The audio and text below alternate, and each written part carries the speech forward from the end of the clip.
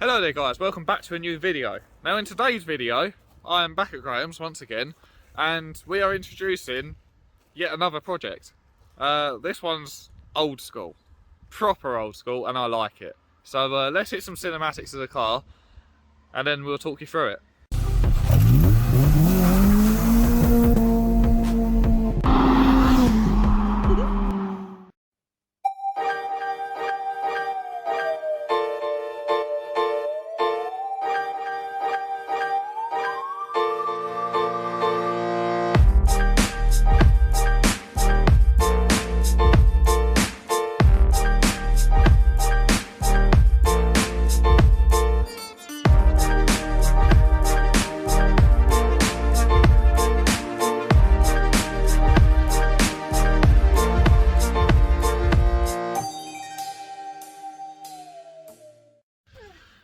So yeah, this is a Mk2 Golf GTI with a VR6 engine in it.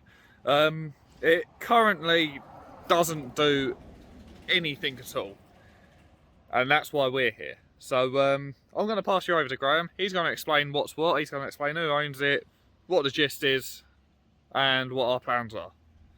So, the wonderful old Mk2, what are the plans and what's the story?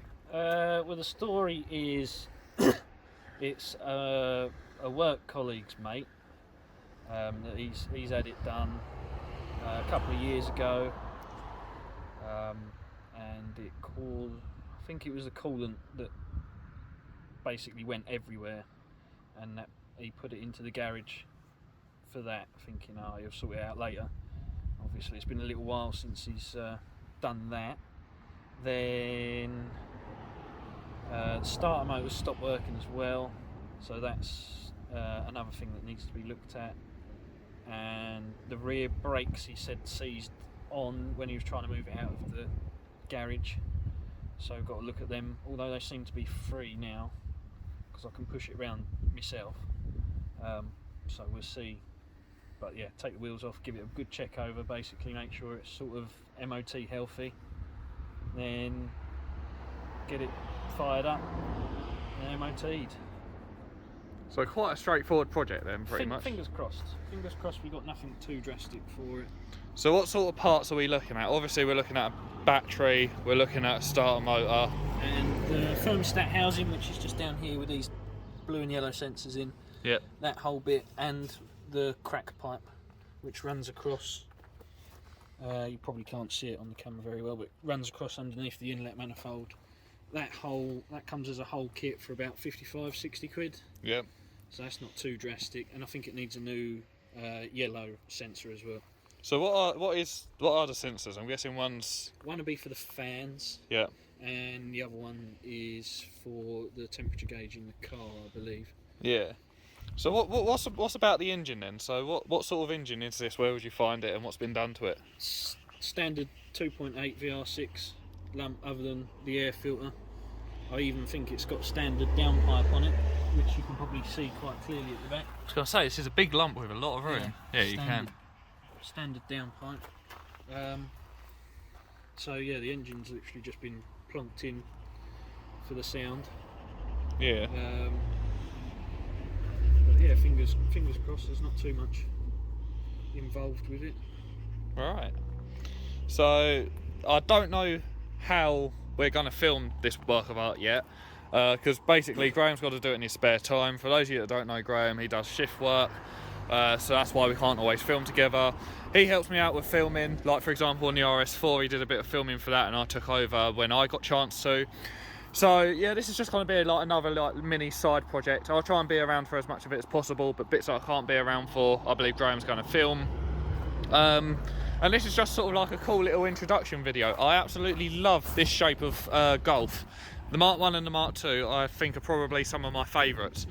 And to be fair, even though this has been sat a while, still looks relatively solid, which is quite surprising because these are prone to rotting, aren't they? Yeah, this has been in a garage for the last couple of years, so that's half the battle. Yeah. And I think the chassis, when he initially got the conversion done, was really clean, so yeah, there's just a few patches of surface rust that he'll get sorted out once it's running. Perfect. But yeah, and I do have to say, the fact that the interior is still complete in here, I just love it. It is so like, it's so retro, so... That's it. So the interior's in it, but obviously it's got damage to the seat, but he'll sort that out. Yeah. I don't know what route he's going, whether he'll try and find some proper Recaro GTIs.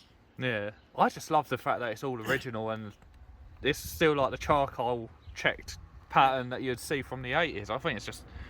It's held up really, really well in here. And the only thing that's... It'll probably, with a vacuum, wet vac, yeah, these will probably come up looking almost brand new bar the bolstering issues.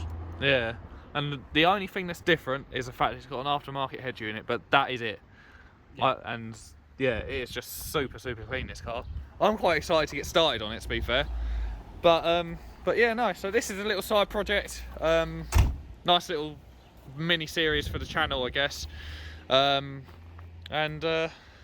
Yeah, I think that's probably about it for now until we get it up in the air for initial inspection and start working on it. I think that's probably about it. So yeah, so with that being said, I'm going to flip the camera around, probably outro this video. So yeah, if you guys are excited for this little project, I do apologise, this was a bit of a shorter video. I'm so used to just jumping in and starting projects. It's weird making an intro video, I didn't know where to go with it. But yeah, if you guys are really excited for this, please be sure to slap a like on it, subscribe and stick around to see what happens with this, see if we can get this running. Should be quite an easy one to do, quite an easy one to get out the door. And yeah, so yeah, like this, subscribe, comment down below, whatever you want to comment, I don't know. And more importantly, I shall see you guys in the next one.